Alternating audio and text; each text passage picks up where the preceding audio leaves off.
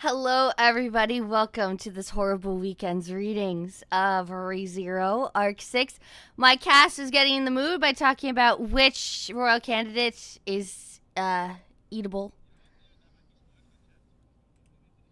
Yeah, okay, perfect. We'll come back to that. Oh, you guys, hold on. I am so sorry. It decided to not include you today. Una memento. Live 6 recording chat. Are we in the Arc 6 live recording chat today? Why? Why won't this work? This is what happens when you do it on the fly. Testo, testo. Testo. What? Sorry, everybody. Nope, you are not. Properties? Let me reconnect. The stream doesn't. Yeah, it was like, no, this combo's wild. Oh, try now.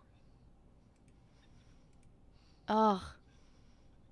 You can't. I see the bar. I see no lines. Testo, testo. Just Kyle's again. No. Oh, I didn't realize Drad would leave. Oh, sorry, Drad. Makes sense, though. Maybe this one. Test. Yes. Test. There's like 12 of the Testing. same one. Woo. Hello.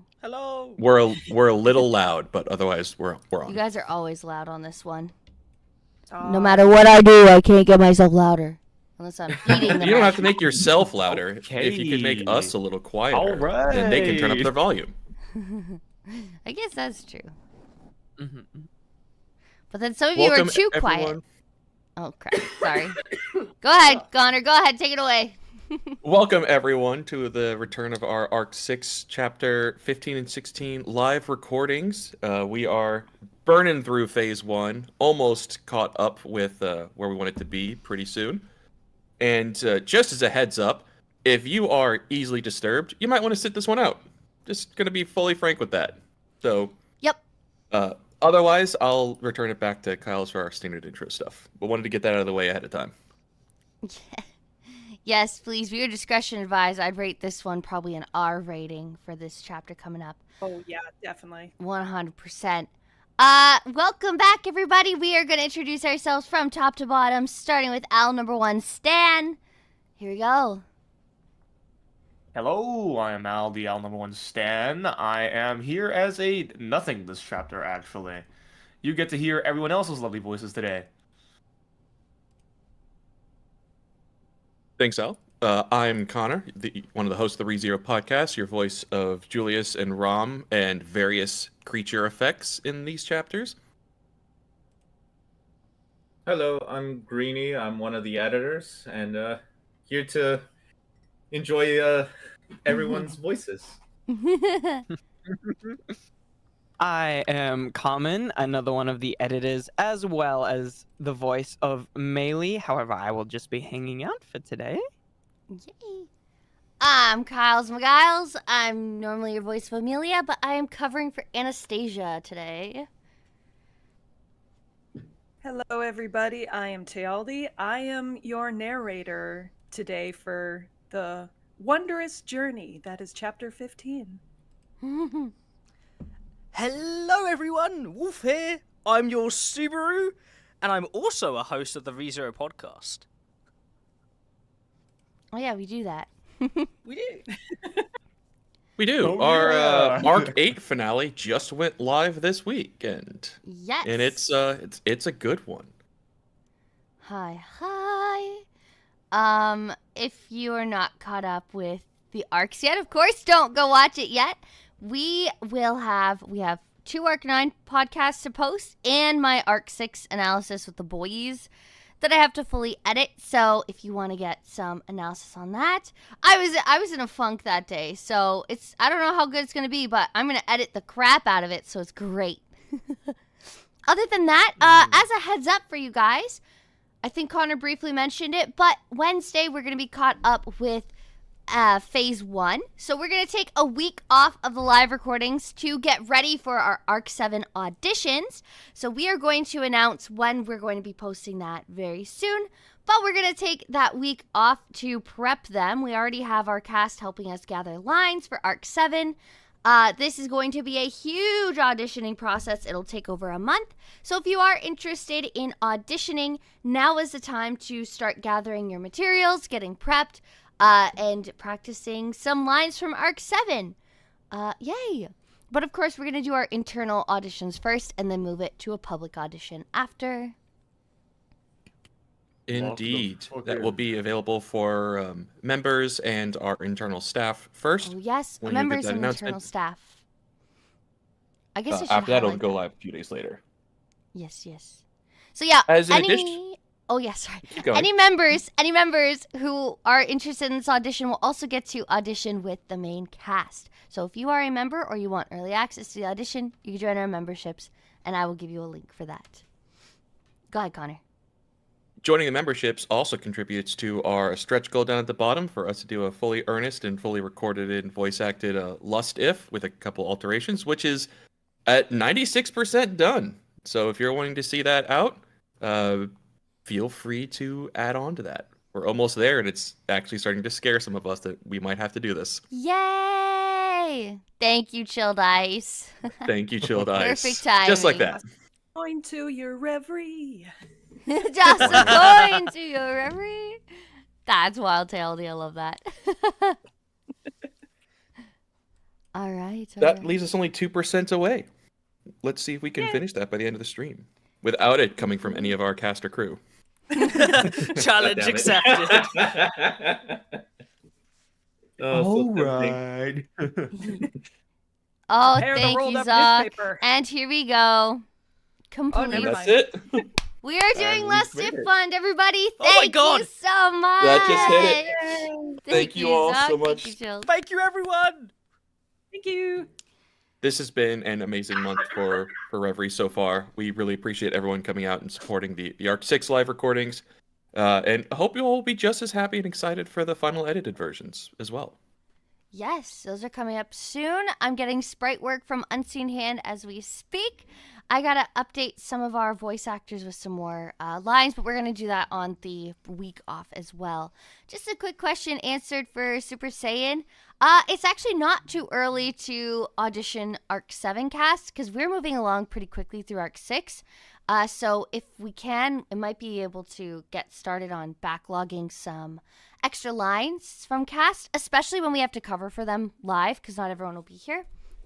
So we can have that backlogged a bit and also get to meet this new cast, and we might get more people in for narration here. So that's why we do it a bit earlier. It also shows that whoever sticks around longer is more willing to work with us. We always have a handful of people from every audition who will walk away because they just don't want to wait up. That's totally allowed. But then the people who do want to stick around, they really show who they are, and then we can really work with those people as well. So it's a nice little mix of both. Indeed. Mhm. And whereas like Arc 6, the live recordings, and we're having to update the scripts as we go, Arc 7 is basically in a completely Yeah, we don't do anything. near perfect condition. Mm-hmm. It's So gorgeous. that one we can basically, as soon as we have all of our cast, leave it open and just start collecting lines super early and have them ready for editors when they're ready for editors. Yep. Mhm. Nice and easy for us. Woo-woo. Indeed. Without further ado, do we have any more announcements? Anime Ottawa, of course. I gotta keep you guys posted. I'm still waiting for verification. I'll probably get it Wednesday. But I'm more than likely going to have a panel with Wolf at Anime Ottawa. So if you're in the area, you can come by and say hi. Hooray. Hooray. Ah, Huzzah. Without further ado, we ready for pain? I don't think we are, but we have to be. yeah, We have- there's a point where you just got to get it. When you're ready, come and get it. Na, na, na. All right, one moment, tea break. No worries. Is your throat okay? It is just It I'm better still- be. my throat's fine enough. Just I literally have been sick for a month, Right. Mm. but it's good enough. I can do it today, so we're ready to go. Huzzah! All right. I'm gonna Oh, turn down hold on. Connor a bit then. Da-da-da-da. Connor, do you mind speaking real quick just to test? Test. Hello. Okay. No, those What did he noises last mean by time this? got. Yeah, what did you mean by this? Those noises last time for Ram fucking got me. That took I me think those were everything. 2 times ago, but I don't Oh, see that at the very end. of 15. Yeah, it just ends after that one line.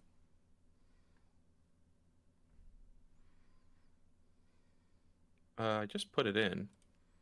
Oh, It should be. I might have the old one open it. Hold on, let me. bloop, bloop. One moment. Oh, the afterward. Oh my gosh. Yeah, the afterward. Hold on. Yeah, the one that I had open up didn't have the afterwards. So one moment. Perfect. No rush. Change account. And I don't. Also, need while we're to waiting, edit shout out it. to Maddie for taking care of our announcements today and posting on Twitter. Thank you, Justin Baker. Thank you so much. You want to update us? Ah, there it is. The Okay. 105%. Yeah, I might as well before we get started. Okay. Now I got the note. Okay, we're good. Perfect. Okie dokie. Yes, I do remember that afterward. It's such a slap. It is. Lust if Oh, fund completes. yeah. Thank you all. Good times. Woohoo! Good times. The mayo if is wild chilled. Mayo. Oh my god. I don't envy anyone that has to be voicing the lust if at all. I can't No, it's gonna wait. be hilarious. It is going to be so much fun. What do you mean? It'd be great. Taylor's already in it. I see this as an Yeah, absolute exactly. I see this as an absolute win. Oh my gosh, Kiki and I were so excited when we first did it. If Taildy was there that morning, I'm sure she would have too. Yeah, it's okay. I'll be here for this one. The memes. Woo, woo. So many memes. All right. If Oh, yes. people are ready. Yes, yes. When you're ready, take it Okay. away, Narrator Kun. All right. Arc 6, Chapter 15. Scattered to the sand. Subaru's fingers wrapped around the slender, white neck. As Subaru tightened his hold using the entirety of his strength and felt the creaking of neck bones underneath his palms, he felt like something was quite out of place. Like it was a girl's slender neck. Ram was being straddled, her neck being strangled by someone with all their might. A groan escaped from her lips. Her noble features were warped in agony, and drool could be seen dribbling down from the corner of her rosy lips. Her red tongue danced from side to side, searching for freedom inside of her mouth. She thrashed her arms and legs about, desperately resisting him. Subaru could not possibly put up a fight against Ram were she to put up a serious resistance. She had managed to beat Garfield for a bit back at the sanctuary by herself, and even if she had not, she was a woman that should be well acquainted with the art of self-defense. It would be reasonable to assume that she should possess multiple ways to restrain him and deal with a situation of this ilk, in which she had been seized from above by a man like this. However, that would boil down to whether she could at least get one of her limbs free or not. Invisible providence. Subaru set free the dark emotions within his chest as he strangled her neck. A creak, creak sounding. The dark, invisible sediment took shape and helped keep Ram's arms and legs firmly pinned down now. With her limbs pinned down, Ram was unable to struggle about effectively. Her breath would soon stop so long as he continued to put his strength into strangling her neck. Ram, too, would have regretted her reckless remarks from earlier if she stopped breathing. Subaru would be able to make her pay with her life for having wounded his heart with her misdirected, callous remarks, and for her ungrounded, thoughtless remarks spurned by her selfishness, and for having spoken light of Rem, for thinking he never cared for her. It's you who's at fault. It's you! It's you! You! Rom was detestable. Rom was detestable. Rom was detestable. All of those little things that piled up poured out one after the other. He put his hatred into the fingers which were strangling her neck. His nails dug into her pale skin, and blood trickled down.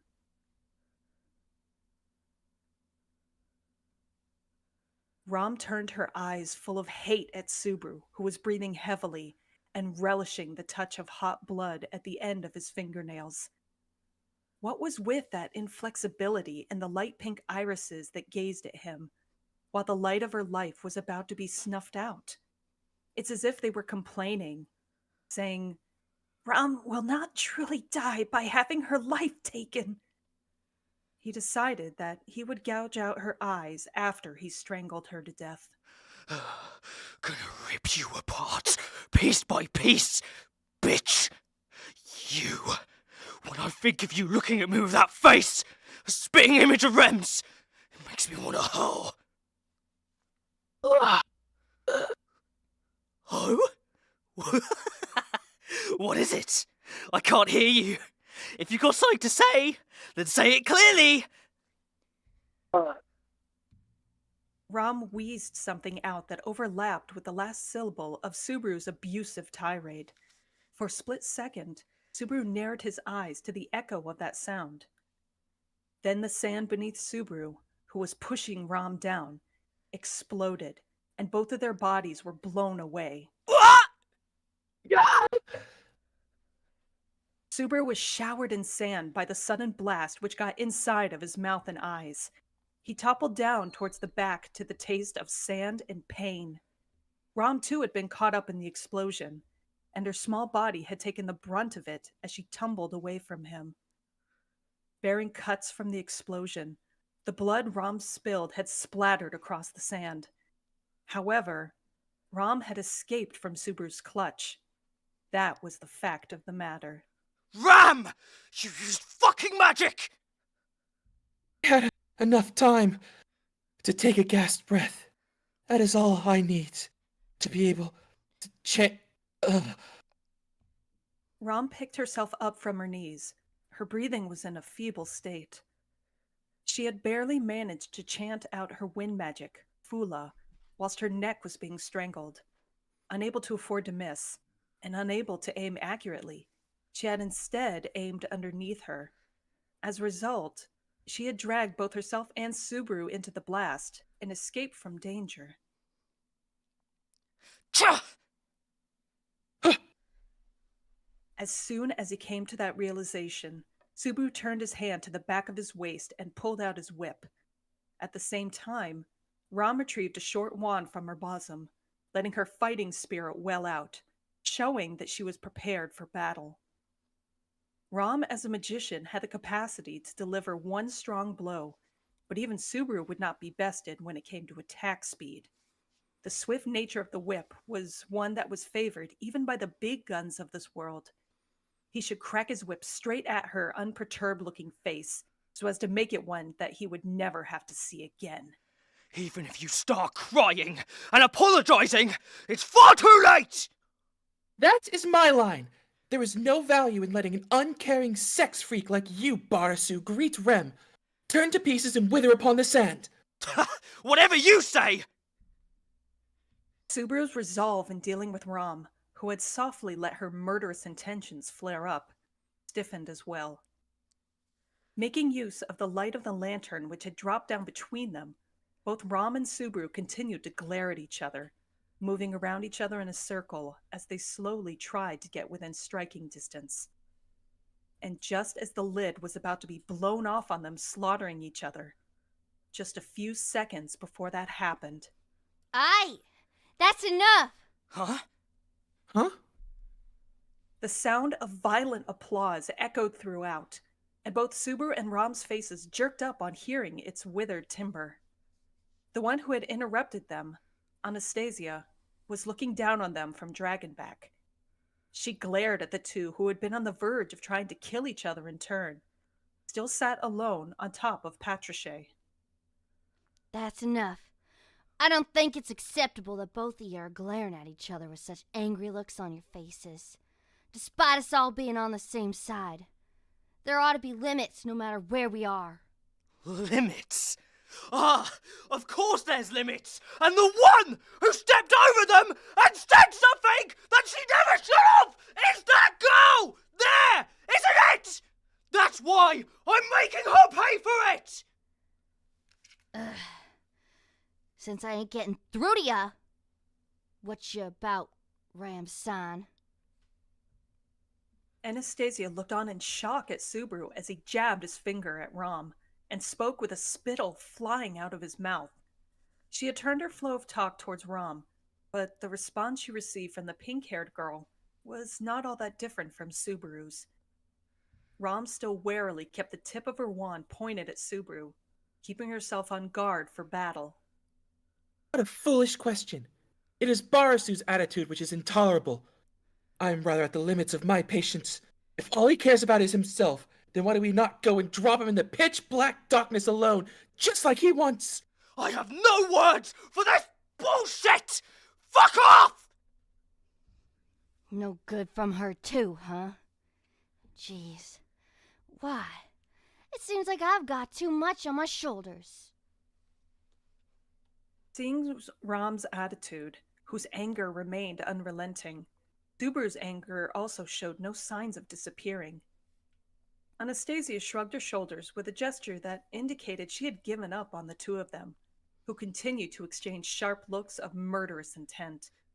Looking at her from the corner of his eye, Subaru began to feel irritated at Anastasia as well.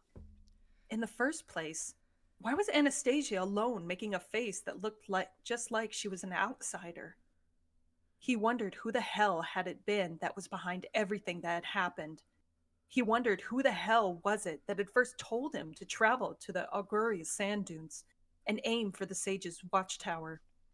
Who the hell did they think they were, leaving everything to others, despite unmistakably having the strongest incentive for settling out? Despite having the strongest incentive for setting out to the watchtower. And on top of that, they were sitting alone, even now, looking down from the top of his Patrichet. Hey, you! What the fuck are you preaching to me from up there? Get down! It's come to that? Get on the same level as me before you run your mouth with your arrogance! I'll hear what you have to say after that. I'm not gonna let you run your mouth at me unless you can do that! He swung his whip down, scattering sand up with a whoosh. His whip caused skin to split open if it hit its target. Even by looking at it, his whip was a weapon designed to inflict cruel wounds.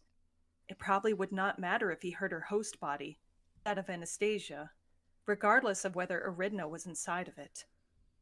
As a matter of fact, Anastasia complied with Subaru's orders and slowly climbed down from Patrichet's back. Right after she landed gingerly onto the sand, she cocked her head and asked, "Now what?"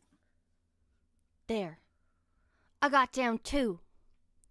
But, Natsuki-kun, what is it you want to do? That should be obvious. I'll let that idiot take back what she said before. And if she doesn't want to, then there'll be just one thing left to do. If Rom changed her attitude and apologized from the depths of her heart, taking back everything she had said up until now, then Subaru would consider taking into account the extenuating circumstances. However, Rom's reaction, who had heard what he had stated, was something that was easy enough to understand. Well, that's what Natsuki-kun's saying. What do you think of it, Ram-san? That is out of the question. You are leaping to conclusions, for I have nothing that should be taken back. I'm having a hard time understanding what in the world should be said differently. Rom snorted, declaring that with an attitude that looked like she was making a fool out of them from the depths of her heart. That was her answer. Thus, with that, she had forever lost her chance to be forgiven. You heard her. Back off. I'm gonna make it so there's only one face, which is the same as Rem's in this world. Huh? Hey! You got nothing to say?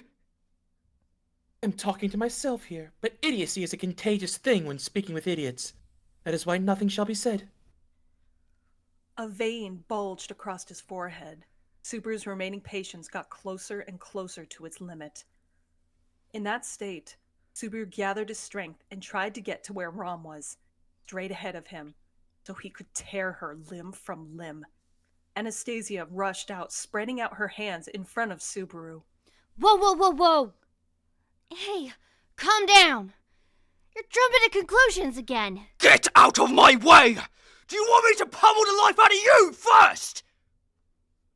Leave it to me, aight? Hey, Ramson, just a sec. Holding Subaru back, who was trying to step forward, Anastasia turned towards Rom. The taciturn Rom glared at Subaru, before reluctantly moving her gaze slightly towards Anastasia. However, it did not seem likely that she would change her opinion. In fact, the look in her eyes betrayed that she had no intention to do so. It seemed like she had stepped towards Anastasia just out of obligation. Look, Ramson, I get that 'cause the air's bad and such. Various feelings end up getting frayed, but... Such talk does not matter right now. Do you not think so?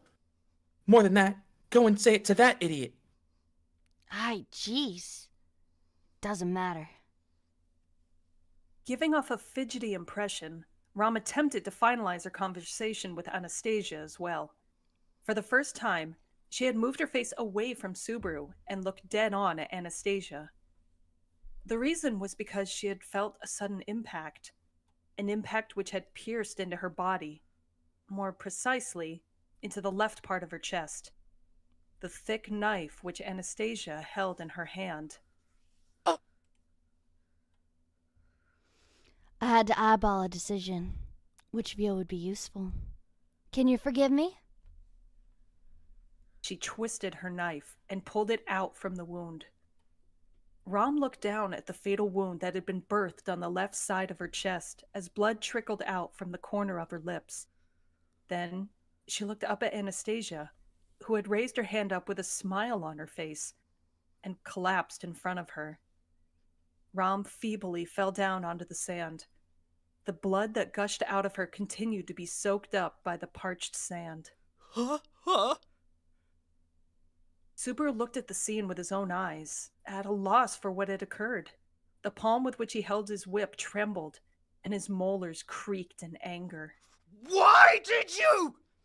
Since you were going about it slowly, Natsuki-kun, didn't it seem like you'd have ended up killing each other if Ramson's vigilance couldn't be loosened? What'd I do if both of you got injured or both of you died? I can't escape from this place all alone, you know.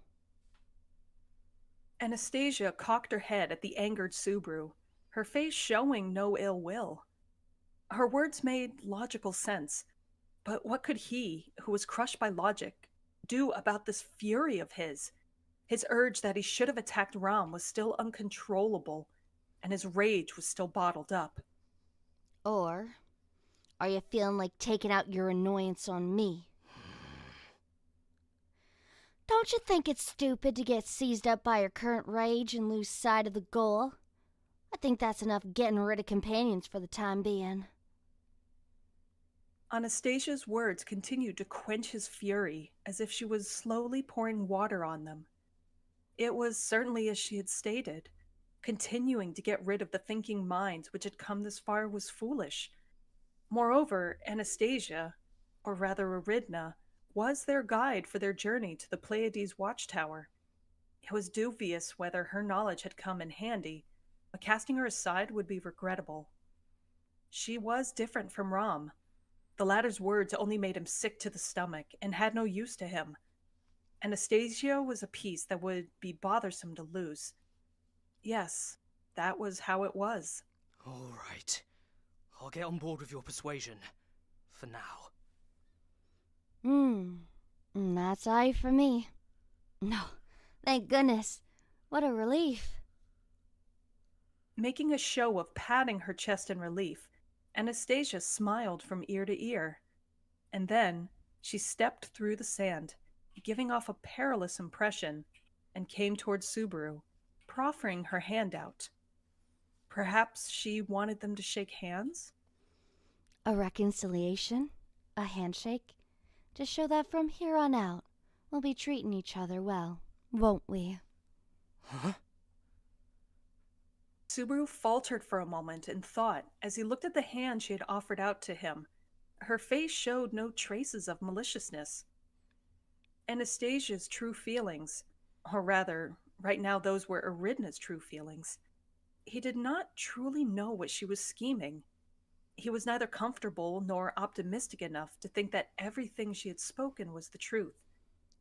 To start with, Anastasia had killed Ram with the knife that she had kept concealed, while she expressed the same smile as she was showing now. Indeed, with a knife that she had kept concealed. The thick knife she was holding looked like it could cut all the way to the bone, depending how it was handled. Since it had been put in their survival kit along with their lanterns, the kind of utility of an item that was presumed to be for survival was pretty high. However, she had kept it concealed all this time, and had used it in self-defense at a time of need. No, it may not have been self-defense. Natsuki-kun? You ain't taking my hand? The hand she had offered out, her right one, was empty. However, her left hand was still holding the knife, even now. The range at which he would be able to shake her hand was also the range at which the knife would be able to reach him. At least one of his hands would be occupied if he took her hand. He didn't even need to consider which out of his whip and her knife would be more effective at this distance. Taking her hand, wasn't that in itself a trap? Shouldn't he kill her before he was killed? Natsuki-kun? Don't worry. It's nothing. Subaru gave a weak smile and reached out for Anastasia's right hand. The moment in which she lowered her guard completely would be his chance, after they took each other's hand. Invisible providence. He once again invoked the unseen hand, and the black magic hand slowly fixed its sights under Anastasia's slender neck. He would not make the same mistake as he had with Ram. Next, he would make the black palm mercilessly crush her throat. He would teach a lesson to the woman who had kept belittling him ever since she had managed to secure the upper hand with her knife. Although, even if he wanted to show her, this palm would not be visible. Then, Subaru slowly took her outstretched hand with his own, whilst he put the fingers of his black magic hand around Anastasia's neck. The touch of slender fingers. Anastasia's smile grew deeper. And at the same time, Subaru's lips broke into a sad smile too. Well then? Right here. Thus, he believed. He would use the strength of his demonic hand before Anastasia could finish speaking and raise the knife. He would grasp her slender neck with his black fingers and crush her neck bones in an instant. Just before that happened, however, a blade of wind came streaming in and cleaved Anastasia's body in twain from behind. He felt like he had hallucinated that a wind had blown straight after that. A spray of red gushed out right in front of his eyes. A daft voice let out an "eh," and Anastasia's body was bisected across the middle. A large volume of blood was strewn out onto the white sand. Steaming shit and warm guts mingled in with the cold air, leaving behind a putrid smell to hang over the inside of the cave. Pink, small, and large intestines, along with many other internal organs that still showed faint traces of activity, rolled onto the sand. The sand itself had turned into a showcase of organs, in which the items on display were the raw ingredients that made up a young girl. Huh? Witnessing the spectacle in front of him, Subaru cast his gaze down to his own hand. What he saw there was Anastasia's upper body swinging about.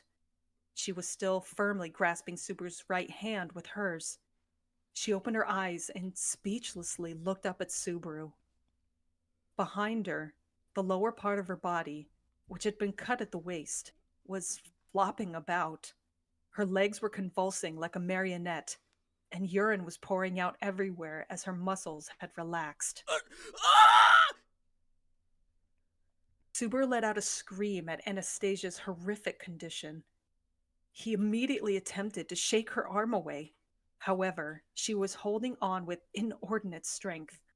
Unable to shake her off, Subaru just swung the now half-in-weight Anastasia about.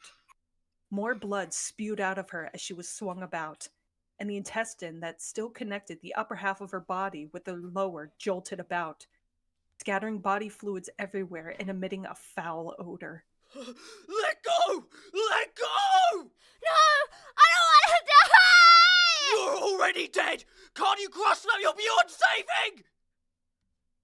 Her vivid laments were far clearer than imagined, leading Subaru to scream in return. The upper and lower half of her body had now separated, and so much blood and guts had flooded out. It was wrong for her not to have died immediately. It was also wrong for her to still keep grasping his hand. It was all so ridiculous. Let go! Let go! Let go! Let go! No! Let go! No! I won't! I am all I want! Ah!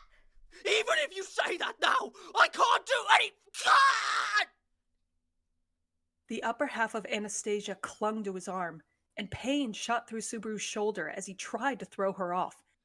Anastasia was still holding the knife in her left hand, and had thrust it into Subaru's body in an attempt to hold on to him. The sharp blade easily pierced through Subaru's left shoulder and cracked his collarbone beneath it. Bleeding and scorching pain caused Subaru to scream. Ah! Fucking idiot! Hurry up and die! Subaru fiercely grabbed Anastasia by the face and forcefully tore off her body. With great difficulty, he had finally grasped the girl, shouting something out whilst in tears, and thrown her away. Anastasia's body had been quite petite to begin with, and now that she had become half, and with all the blood she had lost, she felt as light as a feather.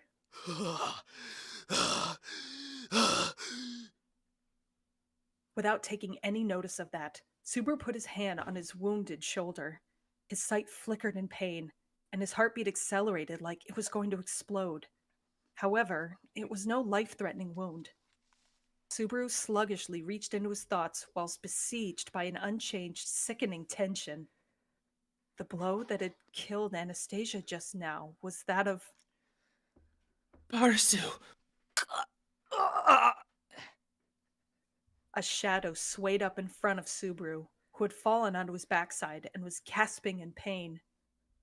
A slender girl with blood covering half of her body came into view from the dim light of the lantern half buried in sand. Ram. Since she had been stabbed in the chest by Anastasia's knife, he had taken her for dead. Yet the girl still breathed, and keeping a hold of her tenacity, she had murdered Anastasia with her magic. This fucking idiot! If you're gonna die, fucking die on your own! Subaru declared that with annoyance in his voice as he looked up at the staggering Ram. It was not as if Ram was not covered in wounds. Anastasia's attack had been fatal for sure. The bleeding from the wound in her chest had yet to stop, and even now, blood was endlessly soiling her skirt all the way down to its hem. It looked like she would soon die due to blood loss. However, before that happened, she could take Subaru with her. Shit! Subaru looked around his surroundings, trying to find his arme de guerre, his whip. However, even if he located it, His right arm, which he used to wield it, was injured from the shoulder. He could not wield it with his left arm like he did with his right. Then he had just one choice left. Invisible Prominent! His trump card, which he had already relied on many times in this short period of time. Once again, Subaru's brain throbbed in burning pain the moment he tried to unleash the strength of his invisible black palm. An agony like his skull was being bored through by a drill exploded within him.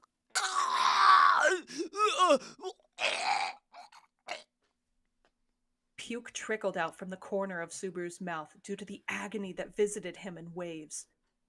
In exchange for attempting to use his trump card past its limits, his consciousness was broken up by the hellish banquet which had woken up inside his skull, starting from his cranial nerves.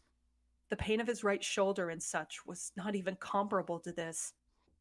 Whittling at his brain and skull, the sense of loss froze Subaru's will like it was gnawing at his soul.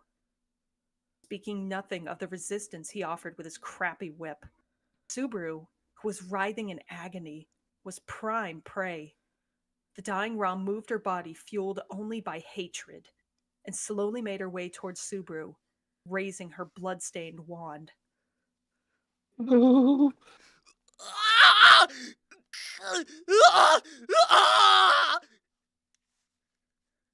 Subaru rolled over to where Anastasia lay in her pool of blood, still holding his head. Looking down at him, Ram's lips stirred, and she began to chant her spell. And then...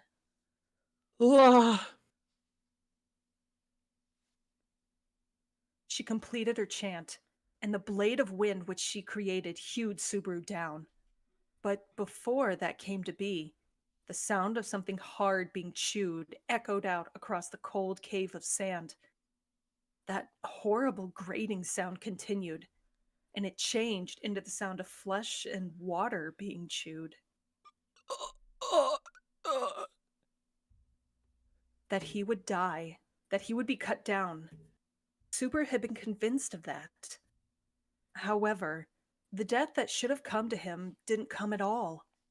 Finally, Subaru's headache and feeling of loss, having been breathing heavily and rolling around, slowly started to subside.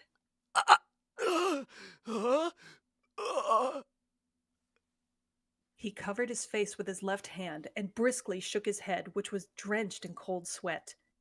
Though a dull ache remained, the sharp blade-like agony had faded. Taking deep breaths, he lifted himself up using the strength of his entire soul.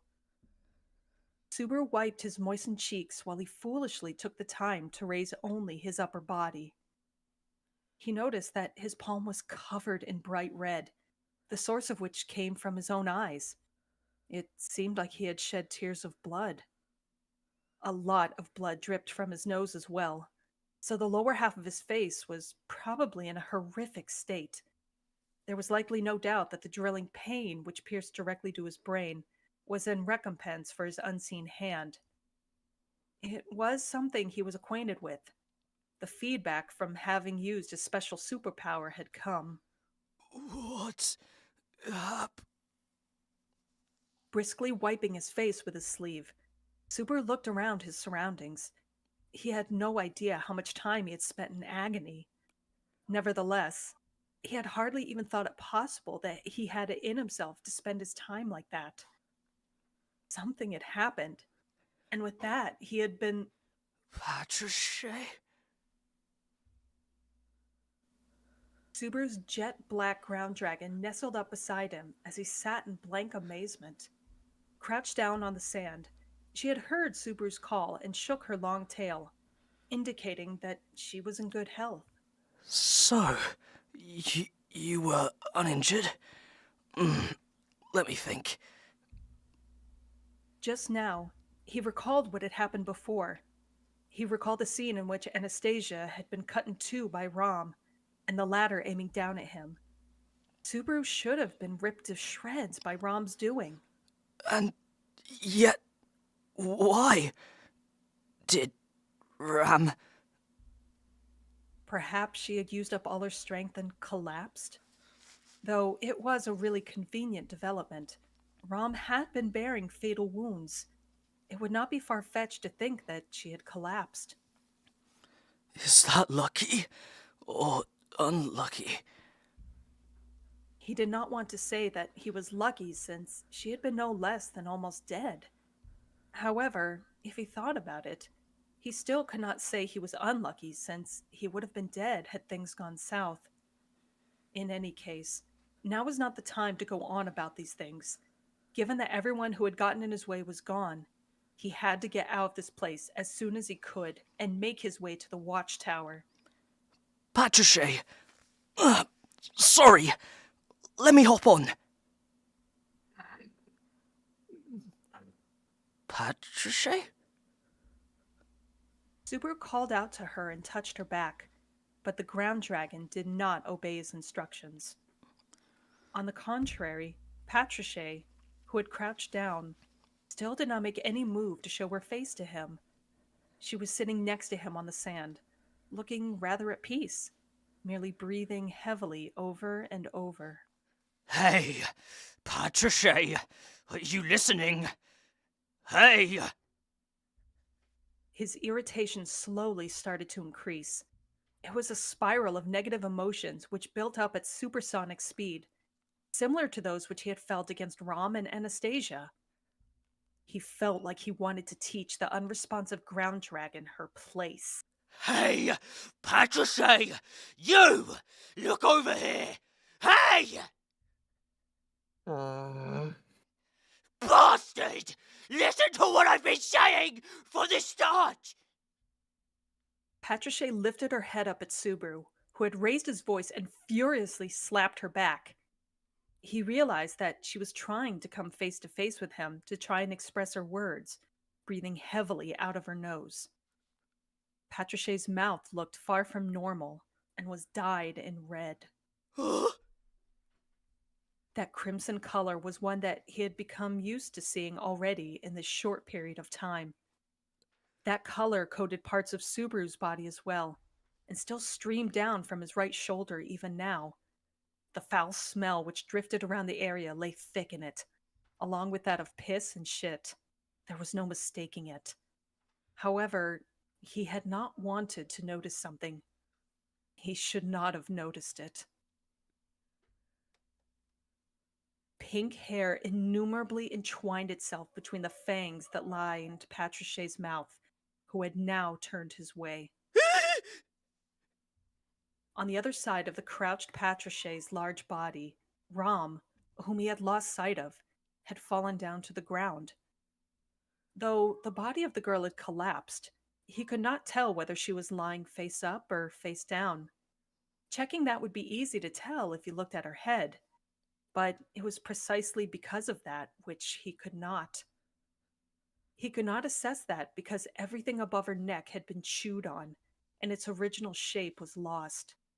Rom's skull had been crushed by vicious fangs, and her brain juice had spilled out, leaving her dead.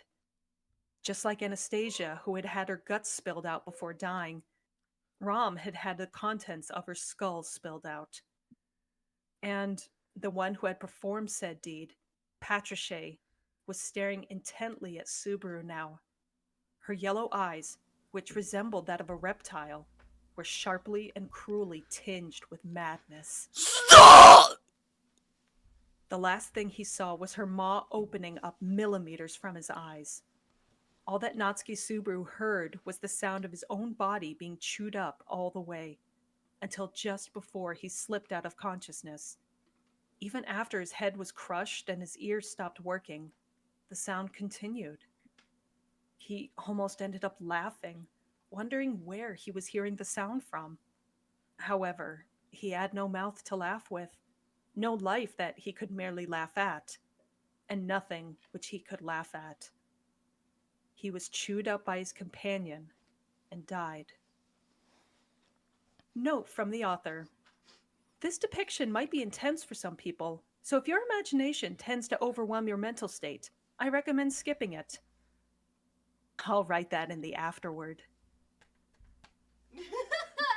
Thank you, Tape. Very cool. Woo! The end. Holy fuck. Can't believe the series ends here, guys. That's Yep, it. it's over. Done. Go Yeah, home. Thanks well. for hanging out with us. This is Yep. Radio Reverie signing off forever. Forever. Done. Holy shit. Ugh.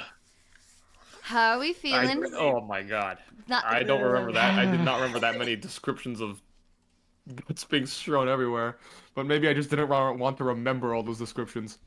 Well, that and Fanta re-edited this one like a lot. Like Yeah. we made 5 edits total and like a couple character corrections here at the last couple seconds, but Yeah, he crushed it. there was not a lot that we needed to change here. You did a really good job. I fixing this forgot one. about the one shoulder thing though. It's like I Oh. remembered it from reading. It's like, now remember, Yeah. it's gonna be the right. It's gonna be right. I read left and I was like, ah, damn it. Wrong shoulder.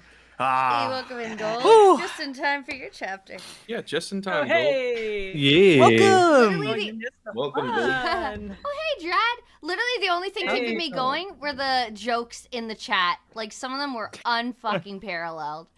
I'm glad I you couldn't read enjoyed. chat, so I'm glad you got some. Let me read some out. Go for it.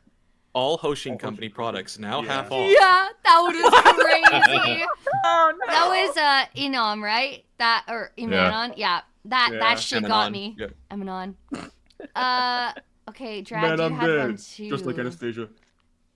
We're making Which it to role the candidate therapist would with be this the most one. tender? Oh my gosh, the real candidate. Fucking fire. I think there's one or two. Of course, Elsa would love this. Oh yeah, she'd be all over that. Yeah, that was Literally. it. Shit. Fuck. I hate that chapter. I Mm. love That was it. Probably great. one of the best ones. I'm glad mental effects don't carry through Return by Death. Hopefully. I guess we'll see. in the Dying next immediately chapter. absolves you of all trauma. Did you know that? Wow. Indeed. You're It fine. eliminates your trauma of seeing everyone die because you know they can come back, right? If You're only mentally to choose. Mama, So what? consider- Scent of pine. It's just so weird playing the very kind character that is Subaru as a murderous, like almost Yeah. misogynistic asshole in this scene. Like, God, if only That we was had incredible, Ed though. here. If he was caught up, we'd be like a therapy hour right now. We'll have to make sure to jump on his stream when he gets to this episode. Since he's Yeah. here. Oh yeah. We'll be his therapist. Oh yeah. Pretty Yeah. soon. Like Someone within has 3 weeks. a good question in the chat that I was wondering about in the chapter myself too. Mhm. When Anastasia is screaming out that she doesn't want to die, who is that? When I was Yeah. Is that portraying it, Anastasia or is that Aridna? when I was I mean, portraying it, I assumed Anastasia because she seems so frantic, and I don't know if Echidna would, but like, Echidna is trying to keep the pain off of Anastasia, so it could be a thing of because she's in a near-death experience, her kind of the last bits of her ode are releasing, and so that's the actual her mhm. there. Hysterical strength. God. Hmm. I mean, it is noted that like she is like moving around while she shouldn't be able to. Like she should be on the ground. So I was wondering if that would be Echidna then, because it's like what manually overriding the body there. But You'd be honestly, it could be surprised, either. What adrenaline Like could do. and like Yeah. how long you can survive being Without your lower like even body. beheaded. You can live for like 2 minutes. Unfortunately, yeah. So just losing your basically everything below your pelvis, or your pelvis and below is. I mean, I can promise you that it hurts like fucking hell. Like I know how but it's hard it is not to an instant break kill. that bone. It would be kind of a dick move to swap back right then, though. Unless her conscious faded. I don't think it would be a conscious thing on her part. She does seem to love Anna thoroughly. The pain could have just Yeah. got to her too much, and she just Echidna I guess. herself, the spirit, maybe just like Betty. Whenever she gets killed in these loops, she kind of like shatters and explodes. Maybe Aridna was something similar. I believe the loss of the lower body is called a traumatic hemicorporectomy. Thank you, Doctor. Doctor knowledge coming in. There is exactly one survivor of that, by the way. They Oh. really just Really? call it a half body removal. Yes. There's been a survivor of that? Yeah, once. I mean, he doesn't have a lower body, but dude's still No, alive. but man's a tank. Yeah, no, he is. Remarkable person. Well, He's half of a typically tank when now. that injury happens, it's because they get crushed by like falling debris or they get run over Yes. by a train or a car, and the pressure that builds up on the upper body because there's still like the connections to the lower body are what ends up killing them eventually when the pressure is released. It's But if they were just listening- cleanly cut and you didn't have, all of the viscera spilling from their lower intestines out into the rest of the cavity, then that could theoretically be something that you live through. when it You comes don't to have a lot of triage- vital organs below your small intestine. Yeah. I hate this so much. Assuming they can get the blood loss fixed in time. Yeah. I can't wait to get back to the wholesome chapters. Where are they? Where are they, please? Guys, can we go back to Melee playing with polar bears? Yeah, please. Oh my god. I like stuffed toys versus the visceral chapter 15. And then Subaru just like swinging her around. That was Oh. needlessly extra. Yeah, he didn't need to narrate that fucking part. Piss and shit, excrete out. I think it's just, everywhere. it's also like the first time, because with Betelgeuse, right? Subaru has like killed someone, but it was like in an actual combat situation, you could say. This whole ass, Subaru's murdered someone. It's like obviously Ram was the one that killed him, but he was the one who technically did the final blow of like throwing her against the wall. So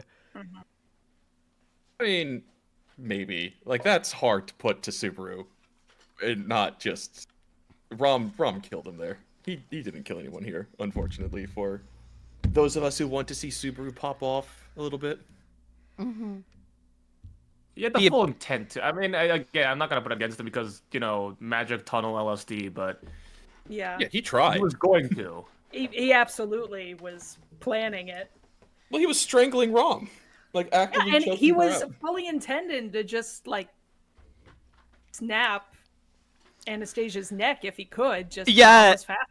the way the narration gets more and more malicious, and he's just like, oh, she's planning something, isn't she? Well, I guess I'll have to kill her. Ooh. Ooh, Anastasia's gonna can't kill have me. that I'm gonna here. kill her. Ooh, I'm. No, you first. Our dog was getting so stressed out with that chapter when we Oh, started yelling. You were? I'm so sorry. Imagine the editing for that chapter. Hey, That's come here. crazy. It's okay. I know, I'm not scary, huh? No. I don't Proof think I've my never mic picked heard- it up. Yeah. No? That's why Oh, this wow. Chapter, especially, I self-edited it myself. It's like, nah, they don't need to listen to it more than they have to. Good. Oh my goodness. I don't know if my mic picked it up, but I was snapping carrots on the crunch sounds at the Oh, beginning of no. it. Oh my. So Nice. only one Patrash sound came up. Yeah. Yeah. I was like, I know he's giving it his all. Yeah. I mean, a lot of them are just her like looking at him with silence, or other ones. I think a lot of the times I was marking it there, it's because I think it was just supposed to be like Patrick's attention and not Subaru's reaction. Mm-hmm. I had to catch a couple of those last second, but Good catches. Are you guys ready for chapter 16? You Well, at guys, least it's not I'm- chapter I'm 15. out. That's great. Thank you, you so much, Teal'c. Teal'c. Thank you so much, Teal'c. Thank you, Teal'c. Good luck, guys. Thank you. I'm going to take a break. We appreciate good Enjoy it. your luck. rest. Bye-bye. Bye bye. Bye. Oh my god. I was an asshole that gave her the chapter originally without warning her. And she recorded it and Yeah. went, Kyle's, why was this so Asshole hard? And I was like, I'm really sorry. I totally forgot. Yeah, imagine having your only impression of Arc 6 be this one chapter. It's like, is Arc 6 all this bad? Is this just a normal chapter? I mean, I About shelved that. it for like 2 years because of this one. Kyles, when we finish with all of phase 1, you and I need to work together to get Rom's lines split up and marked for us internally which goes to which chapter, so we can give them to Ari without spoiling what's going on here. Yeah, I gave it a start. I don't know what we're gonna do with that chapter. I don't know how she's gonna feel about it. So I might. Well, that's why like, if we just give her all the lines, but we don't tell her which one goes to which chapter, and then just give her a little bit of stage direction to them. But our version has the chapter notations. That's docked, true. We can hand them to her. Okay, that's We'll talk smart. about it after we finish the phase, and Yeah. she has everything she needs. Okay, perfect. Whoop whoop. All right. I'm gonna remove my pin message. This chapter is a little less intense. Right. Exponentially. Yeah. By far and wide, I don't think there could be a. Woo! Narrator, are you ready? Yeah, I'm ready if you guys are. Frick yeah. Subaru, you ready? Ram. Hi. Anastasia's ready. I didn't know she was Is ready. that everybody? For this chapter, hell yeah! Maybe one day we'll get more people. One day. Yeah. Actually, sorry, I need like 30 more seconds. A liar. I'm super needy and won't get away from my microphone. Bye, Hey, I Cat. know we'll get more people from the Arc 7 casting. Yes, Arc 7 casting coming up very, very soon. I hope we get ReZero some Arc women. 7 casting. Tell us a little bit about that. So, for Arc 7 casting, we currently, I'm not going to announce the date that we're going to post the public one just yet in case things change, but it is coming up very, very soon. So, we are taking a bit of a week break after our reading on the 16th. So, we have one more reading on the 16th. We are wrapping up phase 1, so that ends on chapter 18. And then we are going to take off that Saturday. Wolf and I will be attending Anime Ottawa, so if you find us, come say hi. We're going to run a panel on Friday if all is still approved. We'll announce that as it comes up. And then we're going to post that for you guys, how the panel goes. And then on Wednesday the 23rd, we're going to take time to keep organizing our auditions. So our cast right now is helping us get lines for every character that we need auditioning for Arc 7. What I'm going to do is when the auditions are announced, we will host of course, internal audition and the members only audition. So if you're a member on YouTube, you will be included in the internal auditions. And then we're going to release it a couple days later for the public to have access on Casting Call Club through Twitter. And I'm also going to make a demo drop section as well, just so we can have a slew of voice actors on call. So when we need a random character or we're down somebody, I could go DM them and be like, hey, we really like this voice from your demo. Do you mind doing this weekend with us? That kind of thing. Or could you record this voice for us? And then that way we have a constant flow of voice actors with us at all times. Woohoo! Woo! If you're interested at all by that, even if you haven't voice acted before, please give it a shot. Who knows? You might be perfect for that role and you didn't even know it. Hi! I might make a video on how to set up your environment for an audition. I've done workshops with Reverie before, so I might just do a public one to get you all prepped. Because, of course, we can't answer every single question asking how to do an audition. Your best bet is to put some pillows around your space or get yourself in a closet.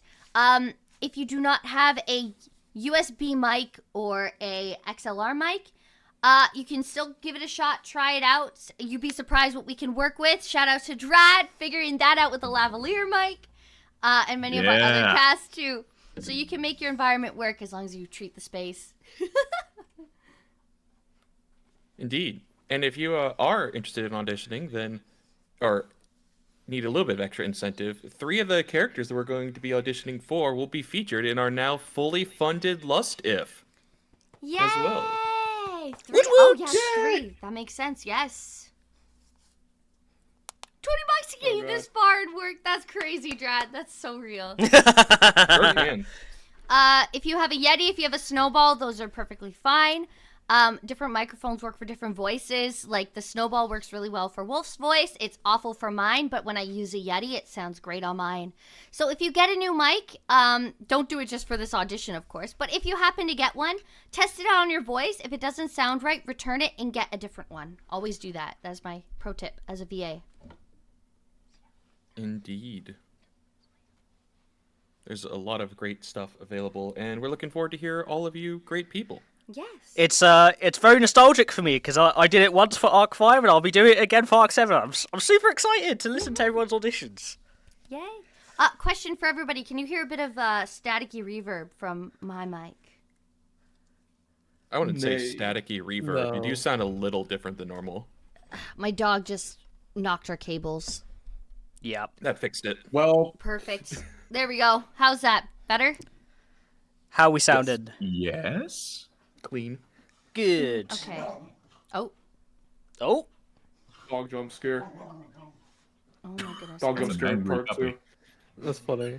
I'm going to turn off my side of the audio while she's growling and stuff so you guys can get started when you're ready. Imagine we put in Sierra's squeaky toy noise when she bites on Subaru and Rom's heads.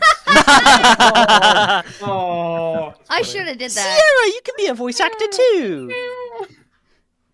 Honestly, maybe we'll get her to do the crunching noises. I'll put a microphone near her. Get her a mouth when, bone. she's eating carrots. That's not a bad idea. Yeah, no, Tom, not at all. tom, That's tom. a good way to do it. I can't believe your dog killed Subaru. I know. What the dog doing?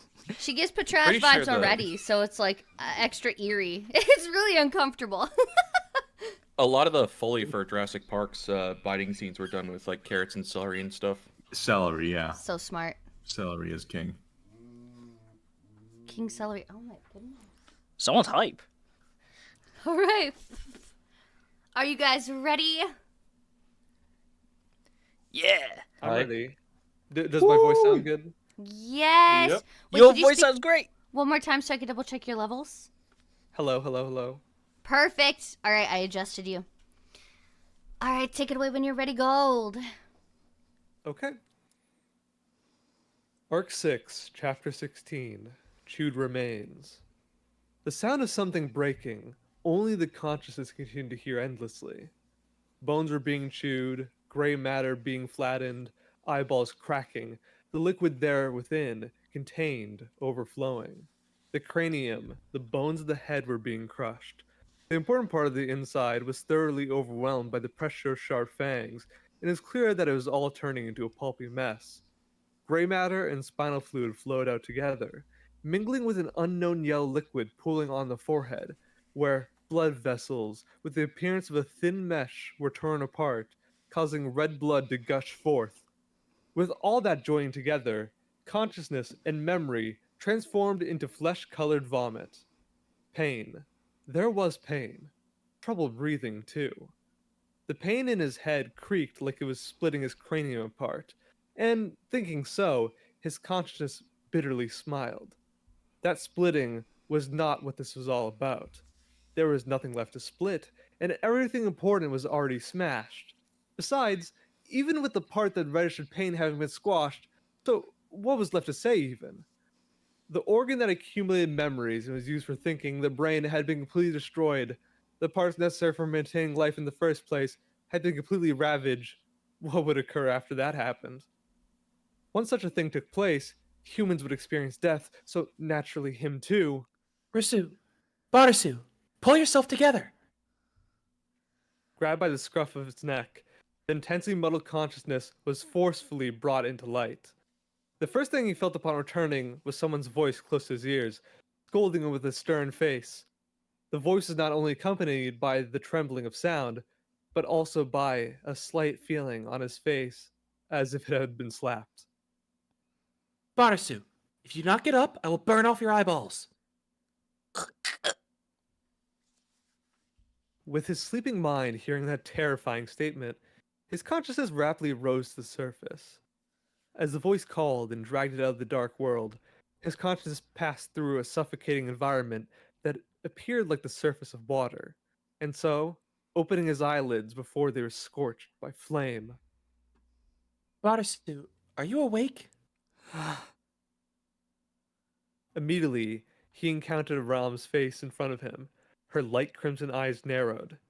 He could hear her breathing, unless they looked at one another from close range if he raised his mouth a bit. Of course, such a colorful situation could not exist. The reason Ram was leaning down so close was because the surroundings were so dark that they could not see each other's faces unless they took a look from up close. That was all there was to it. Upon becoming aware of Ram in front of him, his sense of touch began registering the feeling under his buttocks immediately, among others. Fine particles of sand rolled out from among his body. Subaru had been lying spread eagled out on the sand area. With a breath, air leaked out of Subaru's mouth, and Ram seemed to stare deep into his eyes for a short moment, and then slowly with the other hand she shone a lantern upon his body. From the girl's hand, an orange light cut through the darkness, and Subaru understood that he was still trapped in the labyrinth of sand. No, he understood. He had returned by death. I'm. Looking around the darkness, Subaru gradually remembered what had happened. The shock at that moment of death was always vivid, and there was nothing to indicate he had gotten used to shaking off the memories at all. Immersed in the trembling field of his memories, he struggled to remember the meaning of his certain death, and Subaru's last moments grazed past his fingertips as he remembered it.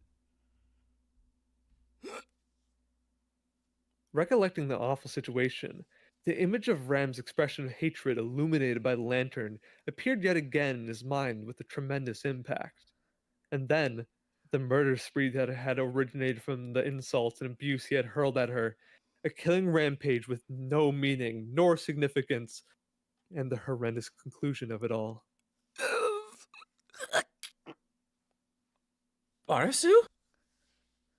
As Ram displayed a confused expression, Subaru involuntarily put his hand over his mouth. Remembering the reality of Ram's death that had occurred just a couple of minutes ago, and the desire to scream, was not it. In fact, facing Ram and remembering her gruesome last moments caused a vomiting urge. Subaru's deaths had already exceeded a number that could be recounted by the fingers on both hands. And, in this world, with return by death, it can be said that the experience of losing a close friend like Amelia or Beatrice was nearly the same as his own death. However, Subaru himself had never gotten used to death. For his own, or the death of someone else, was one and the same. The fear of being dead himself, or thinking that someone close to him might die, shredded his heart. Indeed, in the last loop, the tragedy of Ram's brutal death was a shock he had experienced for the first time. He had seen her figure having had its stomach cut open, its neck severed, her whole body mercilessly wounded, and then dead. Each death was full of anguish and grief, and Subaru was unable to put people's death on a scale and compare them. It did not feel right. However, it was the first time he had his head crushed, chewed up, and ruined in that manner. He had also witnessed his Ram's beautiful face being crushed by fangs without mercy. That was also a tragedy enacted by Patricia, one of the beings Subaru had most trusted.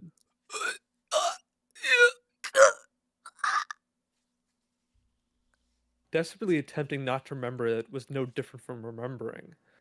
The more he tried to forget Realm's miserable end, the clearer the pink hair and the remnants of her head in the mouth of the ground dragon were carved into Subaru's head. As a result, it was not possible to get over the urge to vomit, and Subaru turned towards the sand. However, his throat and stomach had not recovered from the impact of having returned by death, and so they just cramped, not obeying Subaru's will. Is this because you woke up so suddenly? Miserable. Tackling the ground, he desperately attempted to vomit the contents of his stomach, but nothing exited. That his throat was dry and not even a drop of saliva had come out was vexing.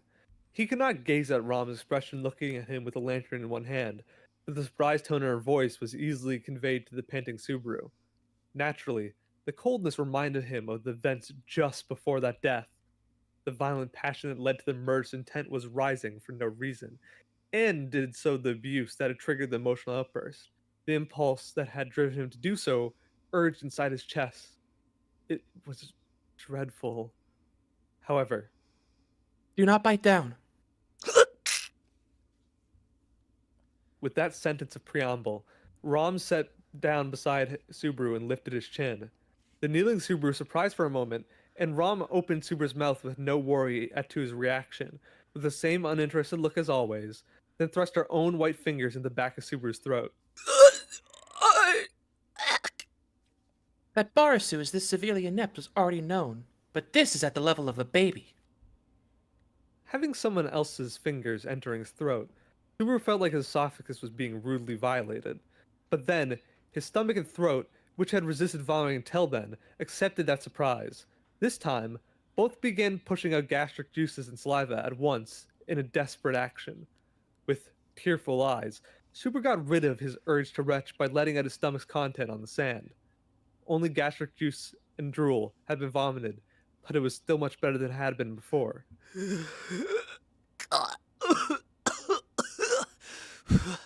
Sorry, I'm fine. Really? I'm glad you're satisfied. You. Subaru wiping his mouth with his sleeve, Rom shrugged her shoulders and replied with childish language. Despite her attitude, it was true they had made an impression that was roughly at the level of a baby. There was no room to refuse that, and Rom's palm was still gently stroking Subaru's back.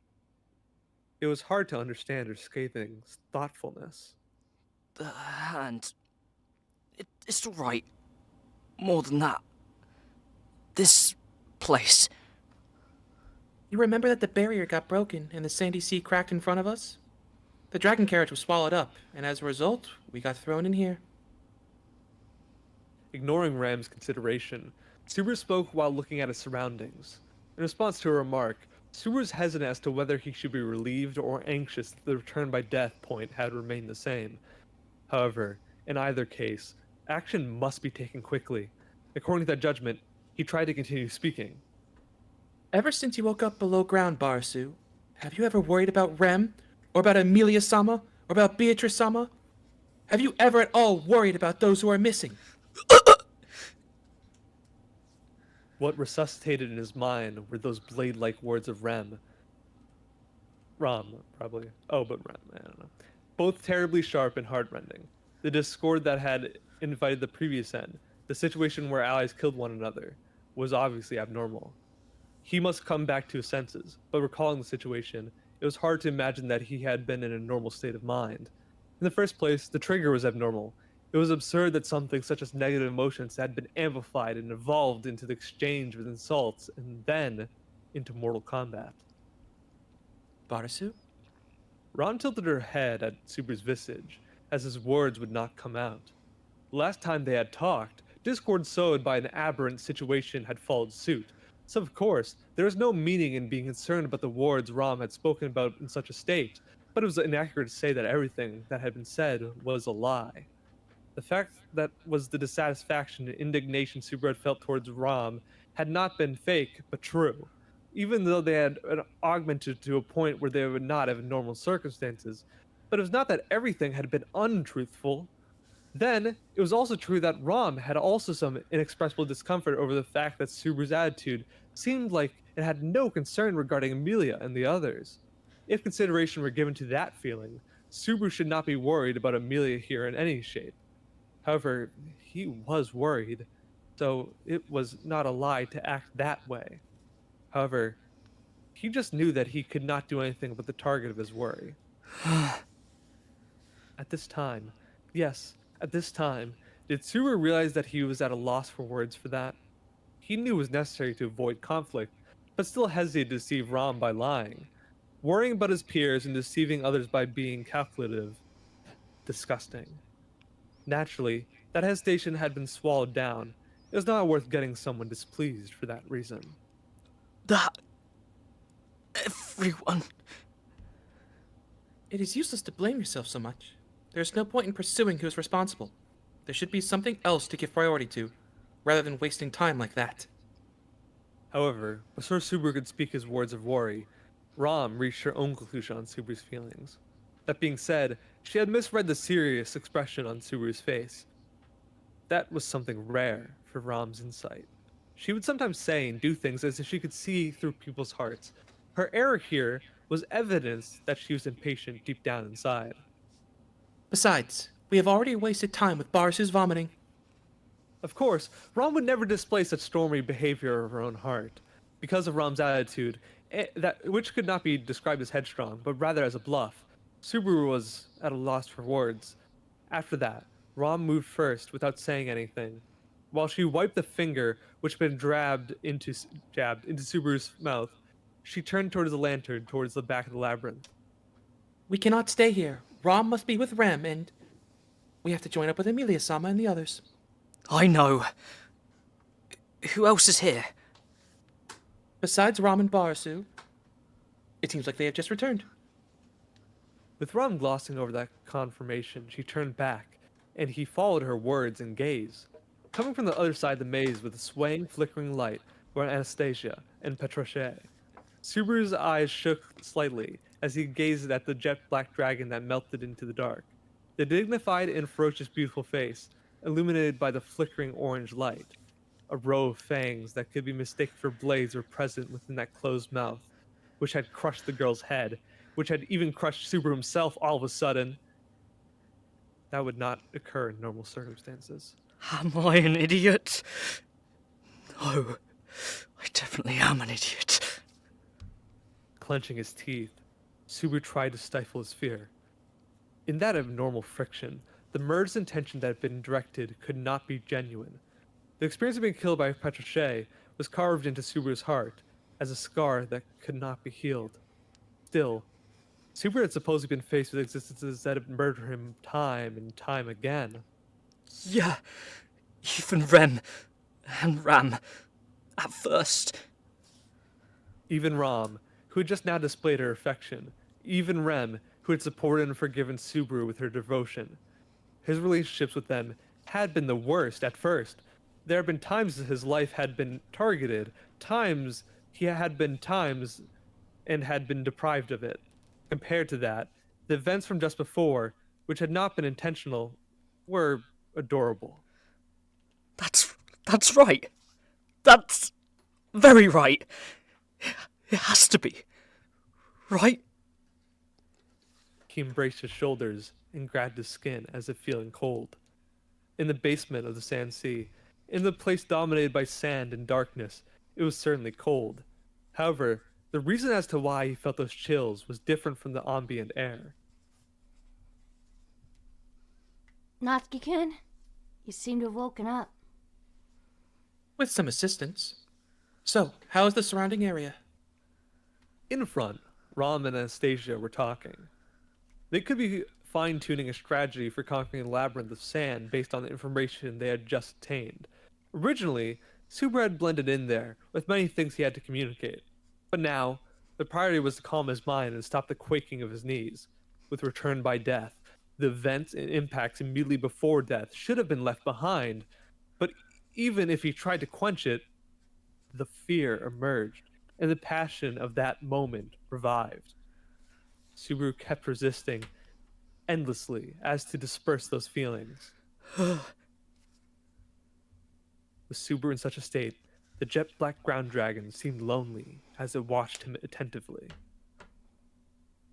The heart of Subaru, who had supposedly returned by death just now, had yet to be restored wholly. Apart from that particular aspect, the four-person exploration of the sand maze proceeded in almost identical fashion as before. In search of their allies, the group headed by Subaru slowly moved in the cold darkness.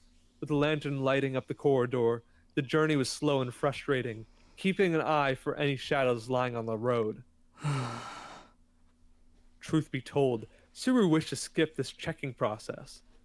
Subaru had gone through this way twice already. There was no way Amelia and the rest were strolling in the area that he could see. However, there was no point in appealing to the first two people behind him.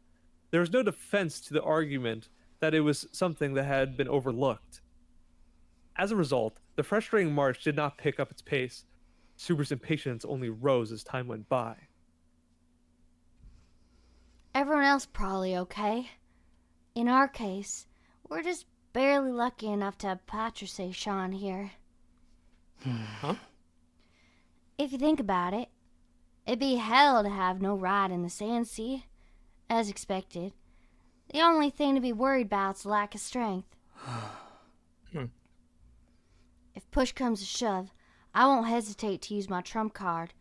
But if I don't use it sparingly, I'm afraid we'll end up having our backs on the wall. So, can I rely on the two of you? Mm-hmm. Hey, are you listening to me, Natsuki-kun? Ram-san? For a while now, I've been talking to myself. As their search journey resumed, Anastasia chatted continuously, but she had seemed to have come cross with them. Subaru stopped and looked back at her, who had complained about getting the silent treatment. Then, brightening Anastasia's face with a lamp, he took a deep breath and spoke. How can you go on without running out of things to say? For now, we're sort of desperate to find everyone else. We don't have time to chatter uselessly. There's no waste nor anything. I'm talking about things related to our future plans. Besides, it's usually Natsuki-kun's role to continue chatting. Without that, two girls... No. Us four's anxieties will be going up. For her? As Subaru pouted his lips, Anastasia's mouth went on and on. The two girls here referred to Ram and Anastasia, but with it being rephrased to 4 people, it would result in adding Aridna and Patricia. Strictly because Anastasia was Aridna, that should be rephrased as 3 people, but it was not something to correct in the first place. Subaru thought, narrowing his black eyes at Anastasia, who was puffing her cheeks. The real Anastasia was dormant, and now Aridna was donning her appearance. Even so, her behavior had become so familiar, it seemed as if she had blended in. It was unfortunate that, independently of which one of them was in control, it was still impossible to see through her facial expressions, words, and behavior to see her true intentions. In the disagreement that had culminated in them killing each other last time around, though he was conscious about Ram and Patricia because of how horrifying that ending had been, Anastasia's attitude also brought forth a sense of discomfort. Ram's enmity and Patricia's attack were easy to understand. The two had apparently gone crazy. However, at first sight, it was hard to judge whether Anastasia had fallen into insanity, and whether what had laid within her heart had been indiscernible until the very end. Of course, due to their difference in strength, Anastasia had been slain by Ram, but her cunning was dangerous. She had concealed a knife in an emergency bag and looked for a weak spot by feigning mediation. If he were not wary, he could be caught up and murdered in his sleep at any time. Whatever it takes. He wondered, had they always been hostile to him? Facing the passage ahead, Subaru punched his cheek in a way so that Ram and Anastasia would be unable to see it. His mouth was cut with that unrestrained blow, and he felt a sharp pain as the tip of his tongue became acquainted with the taste of blood. He would hurt himself to correct the cloudiness of his consciousness. Ram and Anastasia, they were not acting abnormally. It was Subaru who was not able to let go of the abnormality now. Great. Understanding that I'm being weird all by myself. I'm cringing. Had he gone insane? Or was everyone else insane? There had been time when Subaru had become so conceited as to believe that everything except him was wrong. Ultimately, of course, it had all been a mistake. Subaru himself, a lost cause as he was, had tasted the foolish experience of airily assuming that he was in the right. In the process, he denied all that surrounded him. He had known all along that he had been in the wrong, and in the end, he was able to indicate that and admit it. It was an accurate, vivid memory. However, the current Subaru acknowledged his own abnormality in normalcy. On top of that, it was terrible that he was not managing to tame his abnormality. Just awful. At this point, Subaru remembered the desolate sensation in his heart, where loneliness would drive on into a craving madness. This was the horizon that the madman, Beetlejuice Romanicanti, had reached. Being aware of his own madness, recognizing the abnormality with normalcy, this was what that madman had gazed upon. Barasu, what's wrong? While he was feeling disgusting empathy, Ram's voice fell upon the trembling Subaru's back. Subaru swallowed the blood mixed with saliva and looked back at the two, acting like nothing happened. Nothing. Just sand in my shoes making me feel uncomfortable. Rom's heart doesn't care even a bit about you in particular being silent, Barasu. But Anastasia-sama's words do also have a point. What do you mean? Even if you are the one shutting up, holding back something will not ease a woman's anxiety. If you wish to do so, hide it better. To those words, Subaru once again bent his lips. The meaning of Ram's words was obvious, difficult to be mistaken about. Then he also noticed that Ram's words were translations in Anastasia's hard-to-understand words. It seemed as if he was being seen through, and his heart, rather, began to scatter. It's vague. I don't think I can explain it by saying it. It is too late for incomprehensible statements like those from you, isn't it, Barasu? If there is a matter of concern, it is normal that arrangements are made regarding it. Ramsan's really an unforgiving opponent for Natsuki-kun. Cutting at Subaru's words, Ram's usual sharp tongue struck back, with bitterness and sharpness close to being poisonous. Anastasia gave a bitter smile.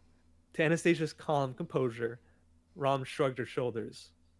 Please be relieved. Barasu is pretty happy, because he is a deviant who enjoys suffering. The fuck are you talking about? Why on earth are you judging on what I am? Don't turn me into a punching bag so freely, okay? You know what? You can only hit someone if you're prepared to be hit yourself, yeah? Snorting her nose, Ram's attitude was almost that of her usual self. Unlike Subaru's mood, that had already been able to return to her self-indulgent self was envious and hateful. He felt disgustful just for thinking so. However, even though they were having their usual chit-chats, the shade of the shadows of discord would be dimmed like this. During his daily life with those girls, that had undoubtedly been the light that Subaru had created. If I somehow explain something that's difficult to explain, I'm just a little paranoid now. After putting into words, it sounded more futile than he imagined. It was no wonder that Ram and Anastasia had both bent their lips in response to that. Aww. Looking at her, even Patricia seemed to be somewhat taken aback. For Patricia, who was clever and able to discern the reason behind things, it was possible that she regarded Subaru as good for nothing now. Rather, if she gave up on Subaru and placed him with a proper owner, it would be way better for her. Actually, he felt like even Ram and Anastasia were better at handling Patricia. If she believed him to be a hindrance, it was only natural that she would open her fangs wide towards Subaru. Yamaro. I understand it's more serious than first thought, given how stupid it sounds. Anastasia commented on Subaru's self-deprecation as he stared at Patricia. Upon the realization that the reason was ridiculous, relief and anxiety simultaneously increased. In other words, one of their options was to eliminate Subaru. Before that happened still... I really am a pain in the ass. Perhaps it'd be easier if we tied him up and carried him for real, no? His face turning red, then pale, as his face contorted into several different expressions on its own, Anastasia threw in the towel regarding Subaru. Ram curled her eyebrow at Anastasia's observation, thinking out loud. However, even if we do tie up Barasu's hands and legs, it would not solve the situation at its core. Don't use such strong words. You might make an enemy out of me. It is not that much of a big threat, but Ram does not wish to turn herself into an enemy of Emilia-sama and Beatrice-sama. I would not be able to face Rem again. As Ram was ruminating, Subaru struggled not to harbor any hostility towards her. While fighting such emotions, there was in fact something he was wondering about. In reality, there was nothing to think about in this situation.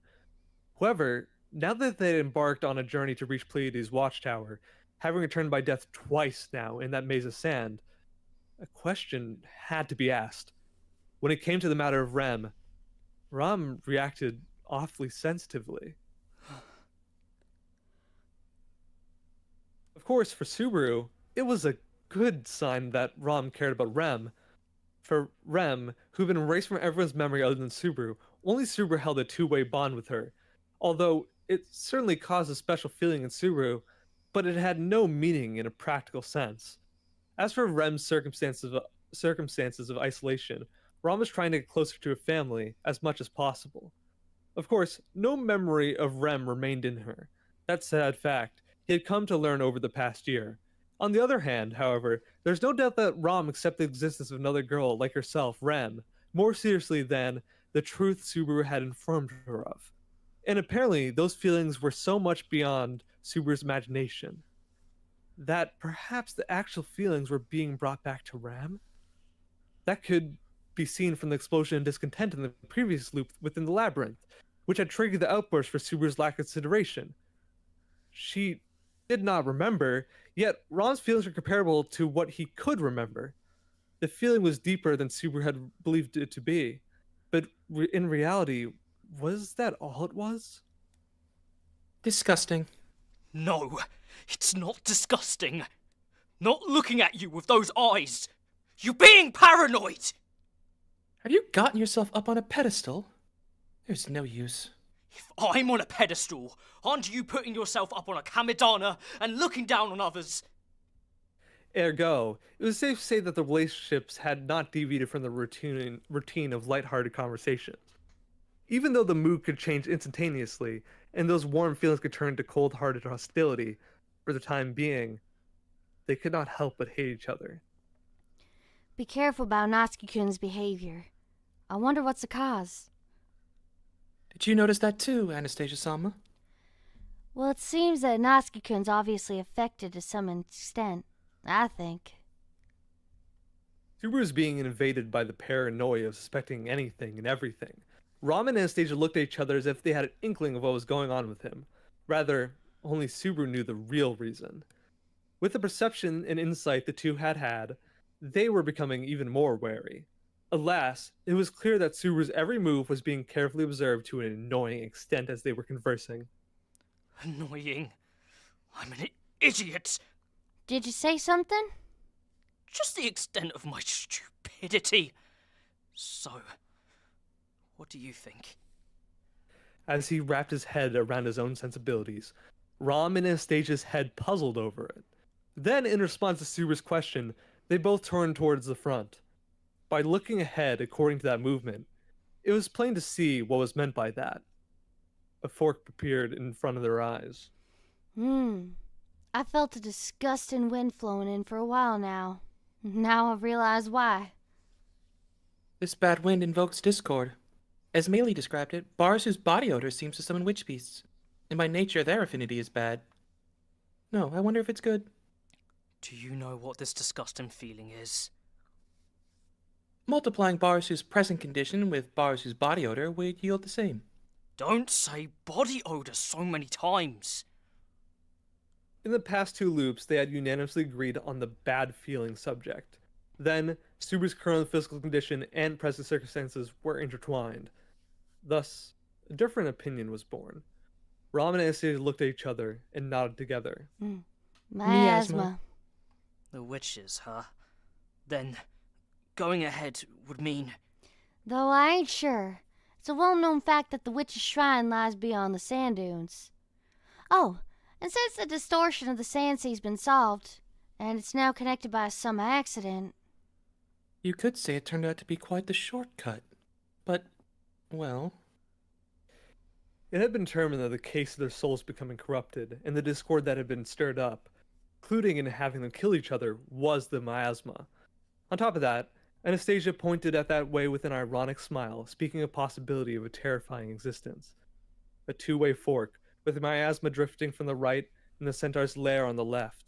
Of course, he intended to smoothly explain the threats lurking in the road to the left after this. But for the time being, which way should they go? So, which way do you think's the right answer? At Anastasia's question, Subaru and Ram exchanged glances. But, without the slightest deviation in their voices' synchronicity, they spoke. Left. That was how it went down. And that's the chapter. Yay! Much better than 15. Great work, everybody. The worst, well, the mostly worst is Well, no, over. don't say that. Don't say Yeah. I think the that. worst is past for a long time. True, I true. think things are fine for a while. Yeah. Woohoo! Oh my You can be gosh. happy again. Nice one. What an exhausting chapters. I wonder if any of this feels a little bit like, you know, I mean, it's stressful enough, but like, if it feels a little bit like some relief, you're getting some anger out that you normally wouldn't. I mean, I guess in a way, I do feel quite light. How about you, Chase? Kind of the opposite for me. I don't know. I'm just not someone that's like this normally, so I Yeah, just, you get uncomfortable in this feeling. Yeah, I get yeah. uncomfortable with the feeling because it's not just that it's just a thing I don't feel often. It's that because I don't feel it often, it's hard for me sometimes to relate to it. So I'm focusing really hard on getting it right. Well, you're doing No, great. you're amazing. Yeah. Yeah. Oh, thank you. This chapter always stressed me out a lot because of just how much of the view of Anastasia and Rom carried over from the previous loop, just from like him remembering feeling that way. I was just like always waiting for it to like turn wrong. one more time. Yeah. to Yeah. go. It's Yeah, the hard, pin man. drop. You know, because like imagine you know these people and you like it's one thing to like see somebody die, right? But like seeing them die gruesomely and also them being like aggressive to you at the same time is like I don't know. It's hard to really parse, right? Like somebody like Rom or Anastasia, like they're traditionally beautiful and well composed and stuff like that. So like seeing them like ravaged and ripped apart like that, like I couldn't imagine what it would feel like to just like exist with them, knowing that like they're still so fragile. You worry about them, but like also you obviously have this like other aspect of that, which is also the hatred. Yeah, Like it's it's a hard Yeah. feeling to parse. it's a combination of We- a lot of complex feelings of anger at their attitude at points, but then also questioning, is that anger justified, or was that me just being delusional because of what happened? He's putting a lot of paranoia because he's like, Anastasia was capable of pulling out a knife and tricking Ram and stabbing her. Like, could she do that to us at any point? Ram can do that. Patricia could eat me at any time if she wanted to. There's just paranoia ringing in his head. But I think the thing that actually is speaking the biggest here, and it's reinforced by how many times he calls himself an idiot in this chapter, is that he's hating on himself so much right now because of those feelings. Like, he feels like, I shouldn't be feeling this way. Even though it's perfectly understandable and human for him to feel this way after that experience, right? But Yeah.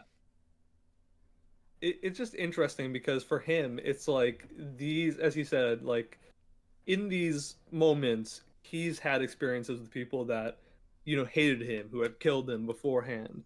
And then he realized that there is something, more to them, and he knows that's the case with these people, right?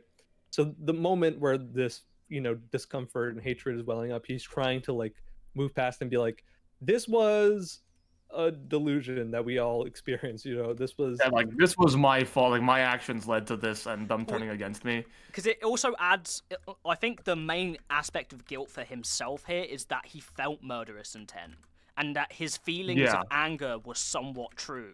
So he's not just thinking, are they capable of murdering me? What I think he's really thinking in this moment is, am I capable of murdering them? As well as, is that how they like really feel about the situation? Like, Yeah. am I really that annoying? Am I that much of a problem? Yeah. That people would I be don't feel willing and to, think this yeah. way. It's atrociously traumatic. Like, this will be a thing that will be, I think, very hard for him to overcome. Yeah, Like, it's it quite a doesn't bit. go away.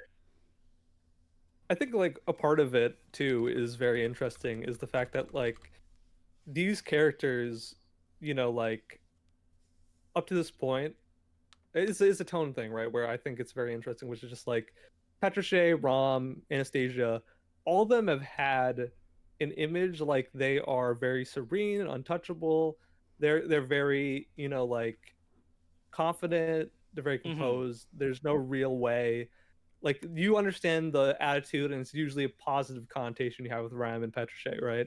Yeah. So like it's usually comedy, right? It's usually feeling good or like, oh, they're so right? But what are the But, like, underlying tensions and feelings there in that dynamic? Yeah, true. And it's also like that, but it's also like from now on you cannot see these characters as just that, you know? Like this is a weird depth of it feels very intimate too, because like obviously it's not their fault that they felt this way, but it's also like that is the type of thing that, you know, even if you feel, you'd keep deep buried down inside, and it's just a momentary, it's like an intrusive thought, you know what I mean? Yeah, It's the same with Rom and Patricia Yeah. and stuff like that. And it's like knowing that never it get verbalized. exists within them, you know, it feels, you know, sad. Because I think the only time he's ever been close to this sort of feeling is that moment in Arc 2 when he realizes Rem and Ram are the ones that are attacking him and hurting him. Yeah, killing him. Yeah, and it wasn't, for most of the series, it's never been a question of are they capable of killing me, it's that they won't kill me because I've built these strong bonds. He's now back on that question of are these people capable of killing me outside of these extraneous circumstances. And it goes to show, I think, like we'll touch on this later in the arc, but it goes to show like everybody's malleable to some extent. Even if you believe that there is no way they would ever do something like that, pushed to a certain extent, a person's capable of almost anything, you know? Mm-hmm. And I think that this kind of goes to show that, like, sure, they're being forced into this corner, but like it's something that exists within every human's heart. You know, like even if Rom is, you know, and Patricia are people that we all love and care about and think as heroic characters, this is still feelings that dwell within them. It's setting the seeds for later themes about what it means to take someone's life and what it means to feel the hatred and intent to do so.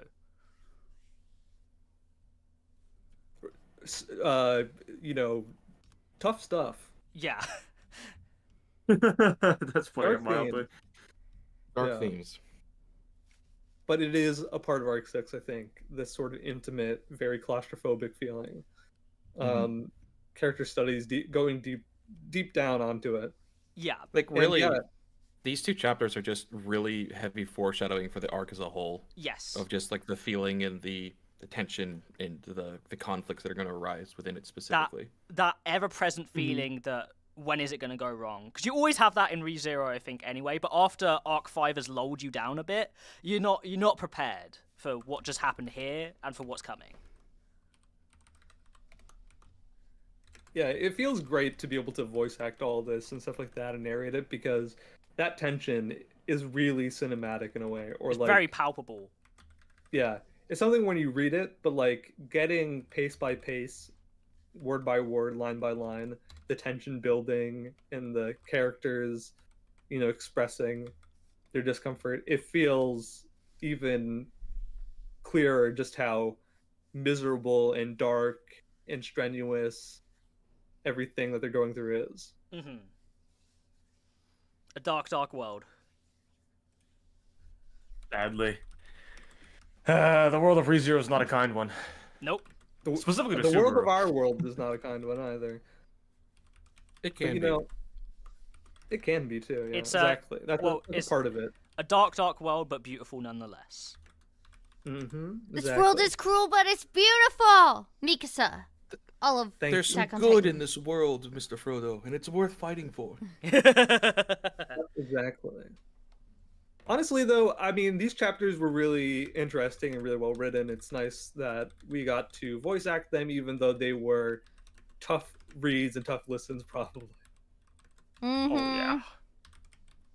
It's nice to show a big range of emotion too, because the thing with Arc 5 is whilst you see moments of Subaru being in despair or afraid, you don't see the full range of like the psychological drama emotions we've seen previously in the series in that arc. Yeah, it's like 100% locked in. Yeah. Like, he's just locked in for the entirety of the arc. So it feels really, I guess, almost refreshing, but also like a challenge to play that different Subaru, the one that has that range, because I'm doing all of these things, but they're all interconnected and they don't feel separate, you know? And it's deeper here than ever before in terms of like the extent to it. Which I mean, like, sure, in Arc 4 there was parts of that. In Arc 3 or whatever. There's parts of that, Mhm. but like I feel like here is where it kind of starts going further and further. Like it's almost like Tepe's like reminding himself and the audience that this is a part of the story. Whereas, you're right, Arc 5 is like almost wholly absent of that type of Subaru, besides maybe the beginning with just like Sirius. a couple scenes with Sirius, yeah. Yeah. Also, on a positive side note, completely unrelated, happy birthday to Willow on such a terrible reading day. If you guys are in the Happy Discord, birthday! please feel free to go into the general chat on our Discord and wish Willow a very happy birthday. Pachi, pachi, pachi. Pachi, pachi, pachi. Yeah. I mean, that being said, though, it's a joyous day for us as readers. Day. We, even though the content's very dark, we're very happy and very enthused to be able to come close enough. Are we done with the phase, or is it like one more? Two more Wednesday. chapters. Wednesday, It's yeah. 2 more chapters. It ends on chapter 18. Yes. Yes, but Wednesday we'll be done with the phase, and then we have a lot of interesting stuff coming up to the pipeline. I don't know if we mentioned this early in the stream, but we've caught up with the web novel in the podcast. Yeah, we just caught up in the recordings, and those will be released over the next couple weeks. So get ready for some Arc 9 content. Hi, Yeah, and if you have hi. ideas on how you want to see us covering the chapters as they're released, since the 3 of us are now fully and 100% caught up to Yeah. the web novel, It feels weird. because it's going to be hard to do a full podcast for Mhm. a single chapter at a time, but we can still do something. We'll have to figure out what that is. Mm-hmm. One every 2 chapters. Once something I mean- cooks. Maybe. We'll have to figure it out. It very That's much true. depends on the breadth and content of the chapter. Or how Yeah, quick some he's of the releasing chapters stuff. definitely. Like in phase 2, there were multiple chapters where you could do definitely do an entire podcast episode on just that chapter, but there were others where like you need 2 of them. Huzzah. I agree wholeheartedly. And it's interesting. Lust if is funded. Yes. That's actually a great segue, because speaking of which, it's going to take us a little bit of time, because we are going to have to rewrite Felt's and Petra's lines, so we're going to change up the Yeah. characters to legal characters, so it's going to take us a bit of time to weave that in and write it, but you guys will receive Lust If. We'll keep you posted. If you are a member, we might be able to give you sneak peeks. We will be giving the community updates every time we have like a seasonal update, as well as where we're at with it. It will be posted on YouTube. It is fully accessible for YouTube. It's going to be fully edited, fully mixed, fully sound affected. It's going to be a blast. Yeah, it's gonna be a trip. I think this type of content, I mean, like, it's funny because obviously it's gonna be able to be on YouTube, but it's like it's a different tone. I would say of content we've done before, but it's also hopefully going to be of a different quality too, thanks to all of your support. Yes. Indeed. Yes. We'll be putting money. The first official Studio Reverie fanfiction. Yeah, pretty much actually. Yeah, pretty much, I And guess. Yeah. I think a part of it, right? Lustif is very good, but it's very obviously like a inside joke by Tepe, right? Mhm. Yeah. That's why he deleted it the next day. Yeah. Yeah. And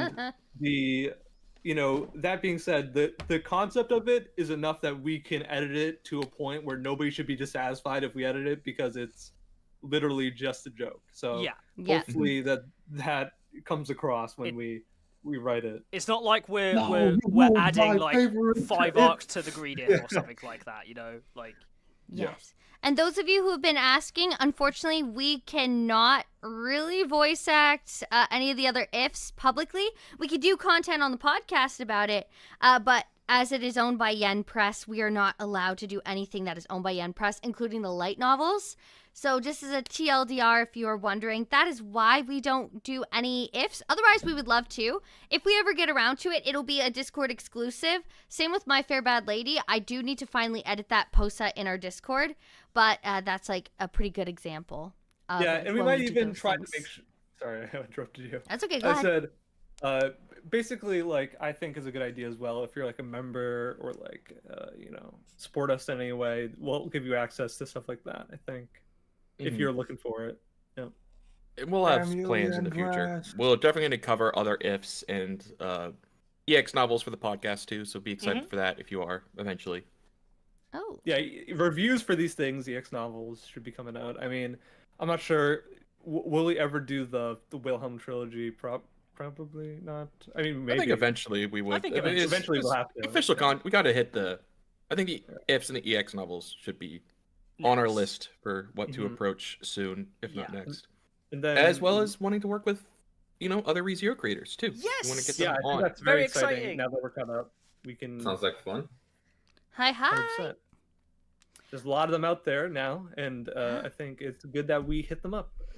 I think without further ado, that's it for us today, everybody. Thank you Yeah. all for being here for the craziest chapters of Arc 6, in my opinion. Definitely. Yeah, I think you're pretty on the money there for the most part. Definitely the craziest. Yeah. If you were mentally disturbed, be sure to like the stream and let us know in the comments when it posts a video. If Tell you us how enjoyed much we owe being you. traumatized, smash that like button. And genuinely, if you want to know as soon as we post the auditions, then that bell is not just a joke. It will tell you. It will. It will be useful. Yeah. Videos will be posted. Thank you, everyone. Goodbye. Goodbye, everyone. Have a Bye. wonderful